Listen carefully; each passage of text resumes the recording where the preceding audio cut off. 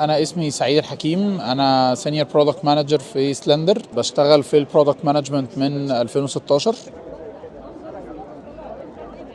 اكتر هايرنج بروسيس موست كومن يعني اللي حصلت معايا كانت ان احنا بنقدم السي في، وبعدين بتقعد كده سكريننج كول مع حد بيحاول يسالك كده شويه اسئله ملهاش دعوه خالص بشغلك. بعدين بتقعد مع المانجر بيقعد معاك الاول قعده، بعدين بتاخد التاسك، بعدين بتقعد مع المانجر وهاير مانجر كمان علشان يعرفوا بس الثوت بروسيس اللي خلتك تعمل التاسك دي. في الاخر خالص بيعملوا ريفرنس تشيك، لو انت حاطط ريفرنسز كتير بيكلموهم يعرفوا اذا كان اللي انت كاتبه في السي في والكلام اللي حصل ده حقيقي ولا لا. وبعدين لو تمام بعتوا لك اوفر، لو الاوفر تمام او فين شويه نيجوشيشنز يعني بتنيجوشيت، لو تمام بتروح، يعني لو مش تمام خلاص يعني.